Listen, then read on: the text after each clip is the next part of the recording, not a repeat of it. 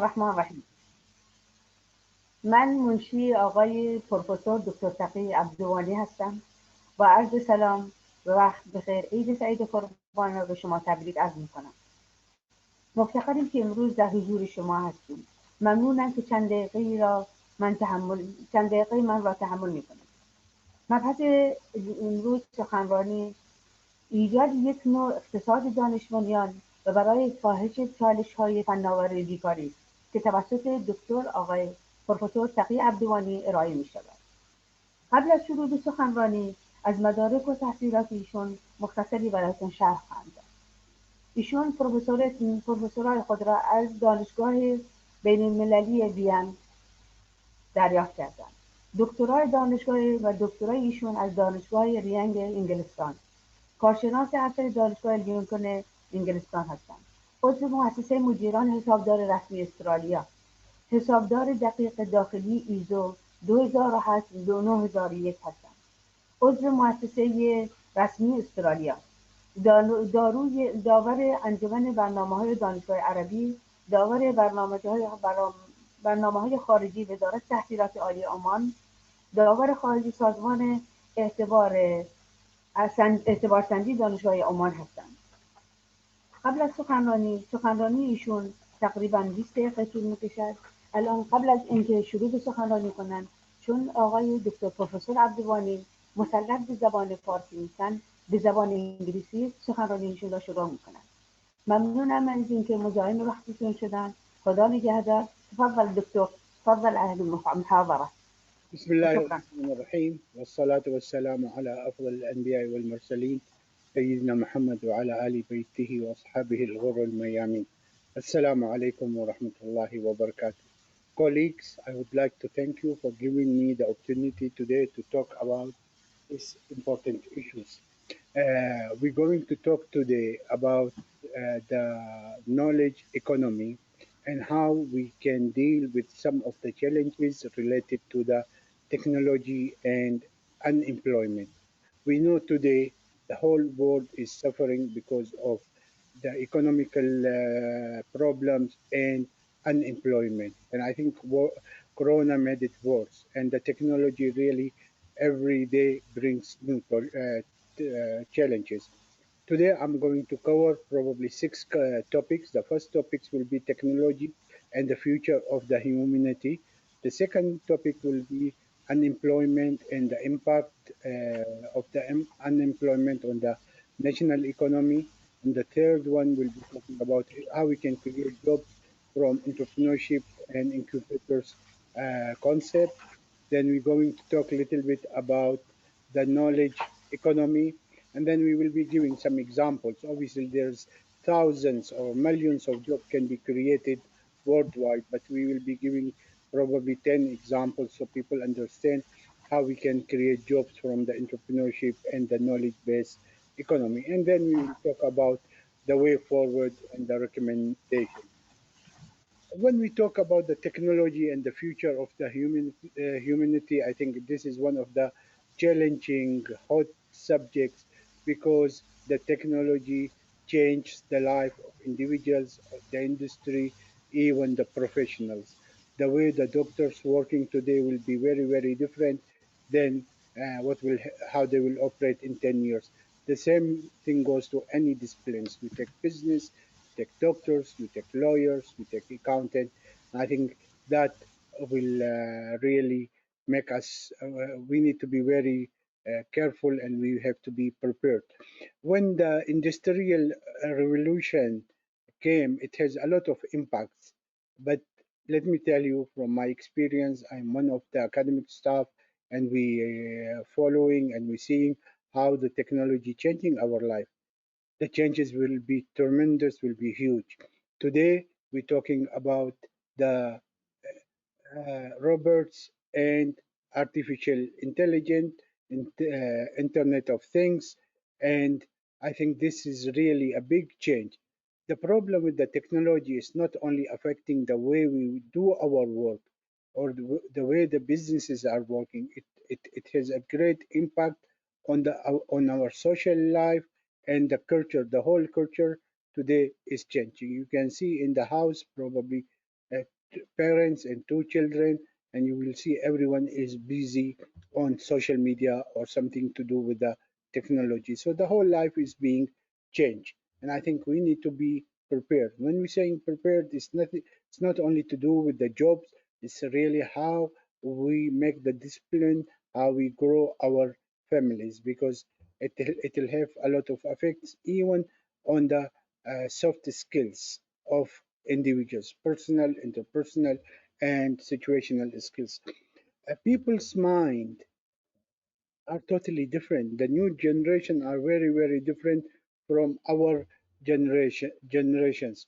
And I think even the way we see our heroes, our stars, people who we follow are very, very different than what our kids or the new generations are going to follow. Imam Ali alayhi salam, he said something very, very important. He said, "Do not raise your children the way your parents raise you. They are born for a different time." And indeed, I think what is Imam Ali said 1,400 years ago, we are seeing this today. And I think we have to be well prepared, because even if you look to the world today, this global citizen concept, probably I don't know what will happen in 30 years. Probably we might not need different passports also. Uh, we don't know. We don't know where the technology and the development is taking us. But I think one thing which is very, very important, we have very great evidences that what is happening today and how the technology is affecting the future of humanity is important topics, needs to be monitored by every individual, especially researchers, people who are in the higher education, legislation body, government, and I think we have to take this very serious. The second topic which I'm going to talk about, unemployment, and I think I do not have to talk a lot about it because we know how difficult it is, and how much problems we facing today because of it. It's really very serious problem facing not only the Middle East, it faces the whole world facing these problems. The problem with unemployment is really people talk about it as a social diseases because it brings a lot of social problems. People go to the drug, people, I don't know, start creating problems. A lot of crimes comes because of unemployment. It affects really our physical and psychological health. When I say our, I mean everyone, every human get affected by this. Uh, Unemployment, I'm not going to discuss this because I have only 20 minutes to cover my topics, but it's really affects every sector, affects the society, affects the industry, affects people, affects everyone.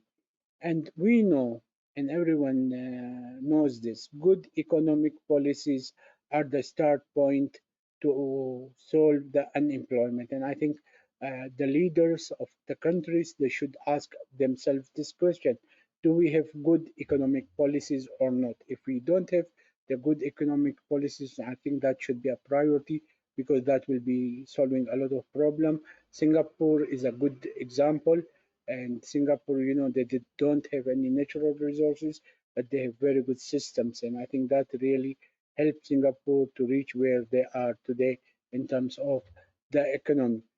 Um, Addressing unemployment requires cooperations from everyone: government sector, private sector, politicians, researchers, educationals, and I think everyone should work together. And I'll be talking today about the ecosystem and how we can create an ecosystem not to solve the world's problem, but really to create the concept of jobs through the knowledge economy, and I'll be giving some examples of this. I think one of the things which is really creating jobs through industries, through agriculture, because a lot of people started depending on working for the government, working only in the service sector. Service sector is very, very important, but we should also focus on industries, on the agriculture, on anything which will help us in creating job and bringing hard currency to the country. Self-employment is really the solution. I'll be sharing with you some of the statistics, and you will see the China, India, European countries, and some of the good economies. Really, 80% of the jobs are in SMEs, in small and medium enterprises. Now, let's look to what happened to the Europe, for example, and when the UK decided to withdraw from the European Union. Obviously, there were a lot of reasons, but one of the reason was because a lot of Europeans are working in UK and probably they're taking the jobs, and that was one of the key elements why UK has decided to go through that particular decision. Types of unemployment, obviously different research papers shows different type of unemployment, but I have four here, and I'll go very quick through it. One is seasonal unemployment, structure unemployment, hidden unemployment, and forced unemployment. Again, each of them has a definitions and has tools to deal with solving those issues. Now, I think we should go to the entrepreneurship and incubators, because one of the problems which we're trying to face today is really creating jobs. And the research shows 80% of the jobs are in entrepreneurship and incubators. And I'll try to talk a little bit about it. Uh, Basically, it's small and medium-sized companies. The definition of small and medium-sized companies is varies from country to country. It's it's activities, it's trade, service activities where individuals, big companies working with the small companies, using the internet of things and online selling. There's a lot of things are involved, and I'll be talking about it. Who supports these initiatives? These initiatives really the key stakeholders are government and business incubators, universities, colleges, government agencies, private sectors, banks, organizations which give soft and grants, training centers, and big industries as well. The small and medium-sized companies definition, as I said, it varies. It changes from country to country. That's not an issue. The issue is really, do we have a platform? And national industries, national the crafts really can be one of the big things. Even today, the Islamic tourist, that could be one of big generating revenues if we work right and we provide the right platform to support this. Whatever we do, how whether what business we are, it should be very the efficiency and the effectiveness is really very, very important. What is the difference between them? The first one is to do right things, and the second one is really to do things right. Again, usually we do a whole lecture on this, but what I'm trying to say here, do not forget those two important vocabularies: efficiency and effectiveness. Uh, there is a question, and the question is why really countries are giving special attentions, why they focus on the SMEs. The, the simple answer is because it creates 80% of the job. It brings a lot of hard currency. It helps the utilization of the resources, utilization rates of, for example, Booking.com. Booking.com probably 70% of hotel utilization is depending on Booking.com. That's one of the examples. And there's a lot of other good examples which we will be talking about. So really, it brings positive impact on the economy. It brings jobs and make people happy because they don't have financial and cash flow problems. The other thing which I would like to talk about really is that one of the advantages of the SMEs, you see, people usually go to the cities, for example, to Tehran to get the job. With this concept, SMEs and entrepreneurship, people can work from their own villages, and I think this is again solving one of the social problems where people travel long distances to get the jobs. I think this is one of the great advantages, especially if we link the SMEs to the knowledge economy and the technology. Uh, and I think the question is really which we need to ask, and I'm sure there is a lot of answers available. Why countries care about the SMEs? The second question is the good example will be is really the industrial revolutions in UK, France, Germany, Japan, for example. Let me tell you, the research shows that 80% of the economical problems which were solved and also the job which were created, they were through the concept of SMEs, entrepreneurship, and recently they have added some more techniques to it, but the whole thing, the platform is really entrepreneurship concept.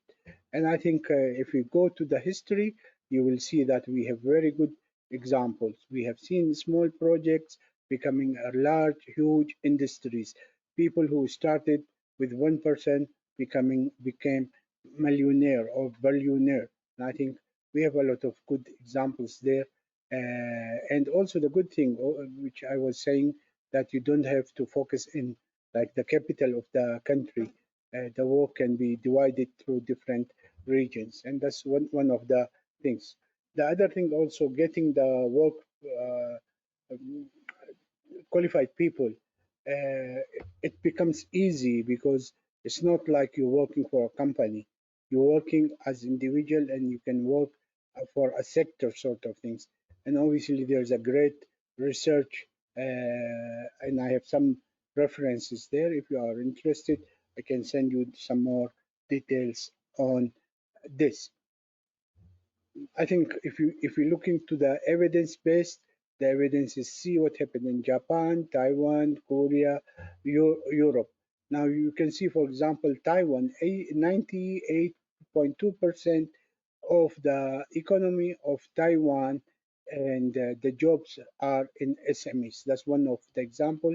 Similar examples, we have a lot of examples what happened in India, in Europe, in all those leading countries.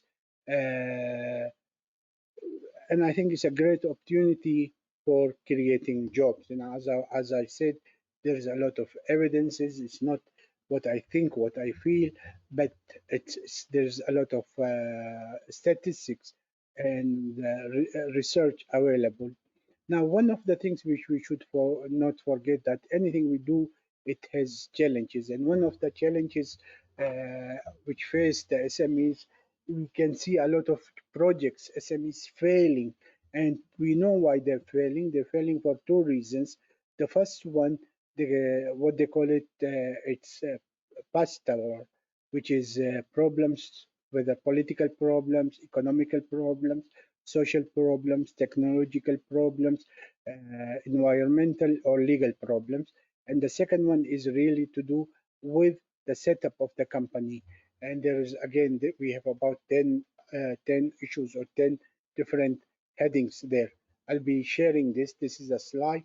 Again, this is, I have worked about 3 years of my life in identifying and doing some research why SMEs are failing. And as I said, there are two reasons. The first reason is external factors. which is could be the policy in the country, the legislation, economical related, social, technological, environmental, legal, or we call it slowdown and bureaucracy in the country. That's one of the factors really which kills a lot of small enterprise. The other one, which is internal. Internal is to do with the SMEs. Number one could be because of the selection of the project, of the business idea was not right. We know in the Middle East we have cut and paste. Anyone gets success in one businesses, everyone try to follow. And the second thing could be related to not really we have the idea, but we were not able to convert the idea into a good business.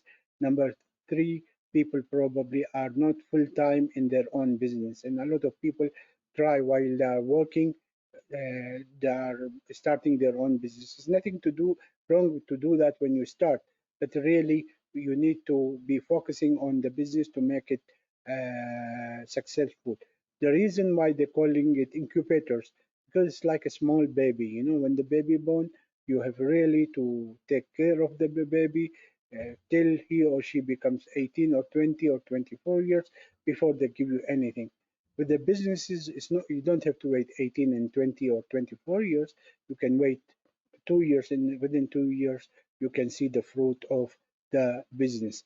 The other thing there, we're talking today about small word standardization, KPIs. Those are very, very important. And I'll tell you today, any KPIs to any industry is available, and through the internet, you can get a lot of sources. Lack of experience and also the management, again solving the management problems. We have a project which we're trying to do here, when I say here in Oman, for the nano, it's to do really with the franchise concept and the support of franchise and the relationship of a franchise, franchisee, mentor and mentee. And again, that's a project which we are really now working on, and we hope that will help us. Again, for any business, we need a vision, we need a mission, and we need the objective. Because if we have those, we can measure where we are, where we're going, and we can apply what they call it leading and lagging indicators. And again, leading and lagging indicators itself needs a separate lecture to talk about it. And the problem could be also to do with the resources, whether human resources, financial resources, or even social resources. I would like to move now to the second topics, which is really definition of the knowledge of economy. Knowledge of economy really was born in the year 1969 by Peter Drucker. Really, he changed that. He incorporated this concept in his book, chapter 12, the age of this continuity book. And I think that really changed the whole world and how they're thinking. And a lot of problems has been solved since then using some of the concepts related to the knowledge economy. I think he really put the hand on the wound, because all the economics needs those concepts to deal with the current challenges. It can really, the knowledge of economy can solve a lot of our current challenges. And I think to me, it's the main engine for the economic growth. If we want the economy to grow in our countries, then perhaps we have to see really how we can apply knowledge of economic concepts to make things work up, turning knowledge into fortunes. Because really what happens here, this is very different from setting up a big industry and big factory.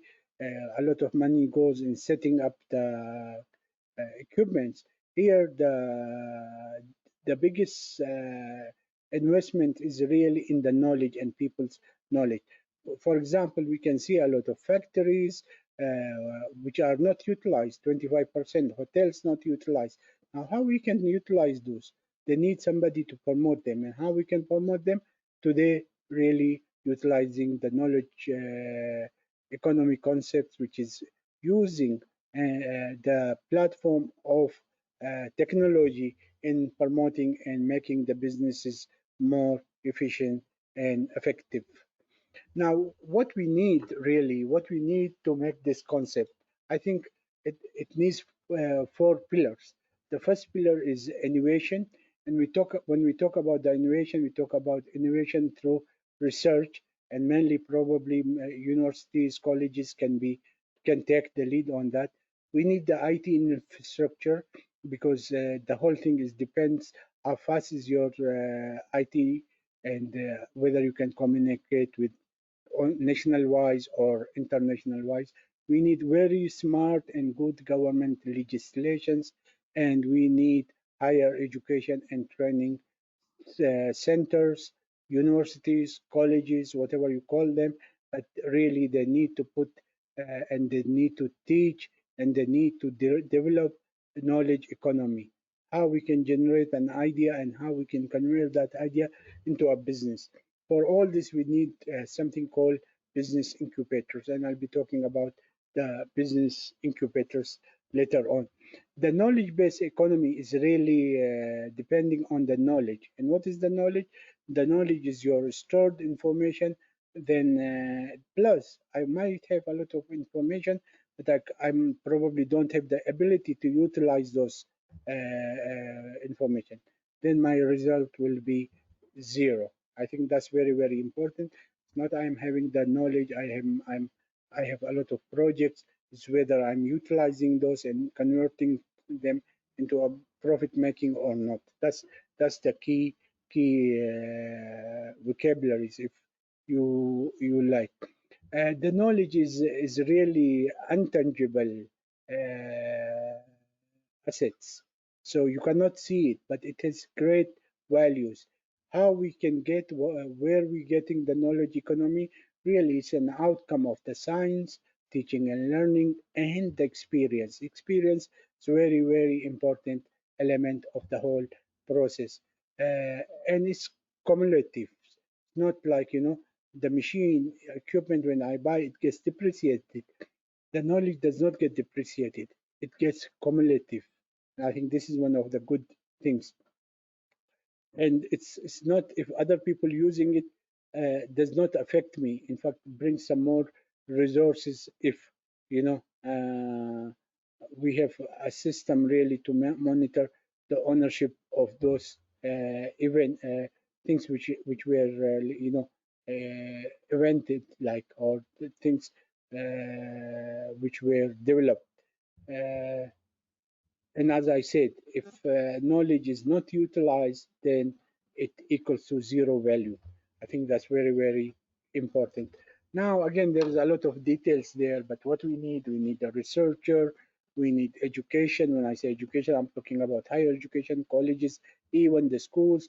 We talking about technological transfer, and we're talking about economic development in terms of the legislation, bodies, supports, and grants, for example. And, this is quite complicated table, but it compares the old economy with the knowledge economy. Uh, when we talk about the competitions, like we know in the knowledge, the old economy, factories, hotels, I don't know, restaurants compete with each other. Here, no, we really complete each other, and we try to help in developing each other businesses. Uh, for the market, if you look to the market for the old economy, it's really probably a little bit established because you do not get international competitions. Here, you can get a lot of competitions because you're utilizing, you're not selling only in your country, you're selling outside the country. It has a lot of elements, and this table really is there. If I explain this table, probably I need another half an hour to explain it. The good thing here for the old economy, you need big investment to set up a factory, but here you need a knowledge, and really you utilizing, and for example, if there is hotels, there is restaurants, there is manufacturing, any sector you can think of. It's not utilized, you're utilizing the knowledge economy to help them in selling their products and services. And this is where I say it's a lot of alliances is working together, not competing. And investment, when we talk about the traditional economy, we investing in equipment. Here we investing really in the knowledge, and the market's becoming more open because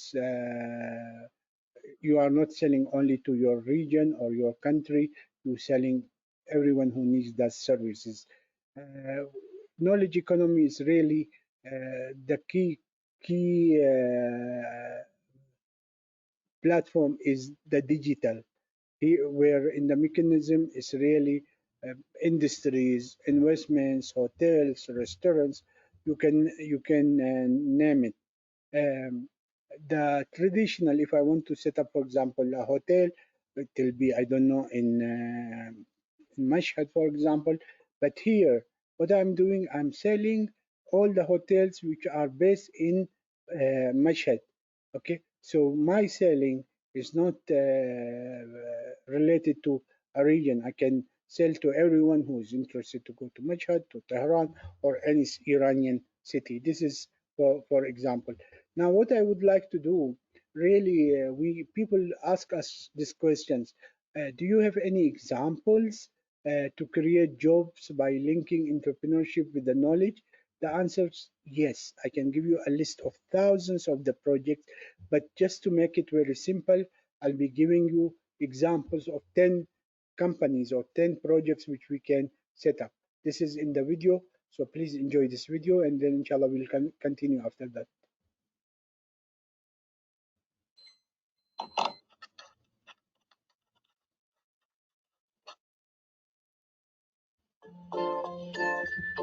Top 10 online business ideas you can start tomorrow. Becoming an entrepreneur would be easier if you focus on your strengths that would help to carry out the activities efficiently, earning good profits. Your main aim should be to serve customers in a good way that would help you to get more deals along with repeat hires. Today, the online-based business is flourishing worldwide, and thus, you can build up a nice setup with brilliant online business ideas you can start tomorrow. So, let's get started with top 10 online business ideas. 1. Resume cover letter drafting. It's a good option nowadays as people require a killer resume written in a professional way, helping them to crack the interview. 2. Web design. If you have a good knowledge of HTML, CSS, and JavaScript, then web designing is your ultimate field to go ahead in, and it would serve as one of the best online business ideas. 3. Specialized retailer.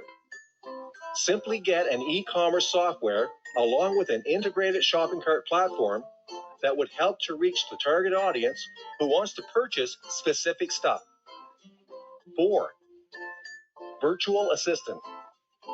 This is another great opportunity where the leading companies would assign some tasks like data research, etc.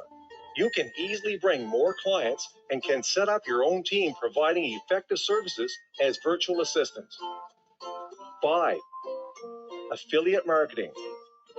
Just promote the products for a particular brand and you can earn huge profits that would open the hidden doors to success. Therefore, this is one of the most popular you can pick up from the list of top online business ideas. 6. Ebook author. Is writing your passion? Then start working as an ebook author and you can gain popularity as well as good wealth. 7. Freelancing. Freelancing can be a good idea from where you can begin a perfect setup for your online business. You can operate your business from your place and take work according to your skills. 8. Social media consultant. Social media marketing is a popular term nowadays. You can easily promote brands via Facebook, Instagram, Twitter, etc., which can be a good profession for you. 9. SEO consultant. Wondering about the online business ideas? Working as an SEO consultant can be an effective way to earn a better livelihood. All the brands today want to stay at the top position, and thus SEO is on high demand now. 10. Business coaching. This is another good option you can choose from the large category of online business ideas. It would help the small business to get a good start, achieving success in real time. So, these are the top 10 online business ideas you can start tomorrow that would help you to get a better future making life beautiful. Everything would become easier as you can earn a good living doing the work that suits your skills.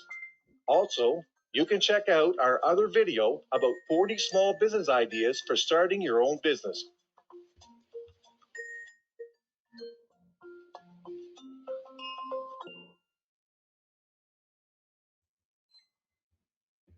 Okay, so obviously, as I said, there is a lot of ideas there. But to be honest, where we go from here, I think really to make this successful, we need to create a platform to support a small formation of small businesses using this concept. And I think we're talking about an ecosystem where we need universities, colleges, we need business partners, we need business incubators, we need international partners, we need students, we need the government, and we need funding bodies. And I think the start point, if you ask me where is the start point, I can tell you we can work with the universities, few universities, perhaps select one university in each region where we can create this whole concept. And the whole why we're doing this really is to establish incubators, generate small, medium-sized companies. Why we doing this? Because if you do 1,000 companies for the country, and each company have probably 10, then you're talking about 10,000 jobs. So in the end, creating jobs, you're linking the SMEs with the international partners, you're utilizing the energy which the students has, postgraduate, undergraduate, PhD, and then we need the support of the government to create the legislations. Perhaps each university, if they do incubators, but not the old traditional incubators, because I have seen incubators in some of the countries. Those are was very good start 5 years ago, but the whole concept is changing without having the ecosystem linking it to the international businesses, probably not getting what you want. And even when it comes to the funding can be local, national, or international. So this is the whole concept. I think I have here two recommendations, and I'll be delighted to answer any of your questions. If you need to contact me or you need any more information, you can always write to me in my email. I have my email address here, taqi 1966 at omantel.net.om, and that's my mobile number. And I'm sure the organizers will be sharing the video and the PowerPoint presentation. Again, I would like to thank the organizers for giving me this opportunity, and I'm sure working together we can solve a lot of the problems and the challenges which is really facing not one country, probably the whole of the world. Thank you very much for giving me this opportunity again, and thanks for being with us and participating in this event. Thank you.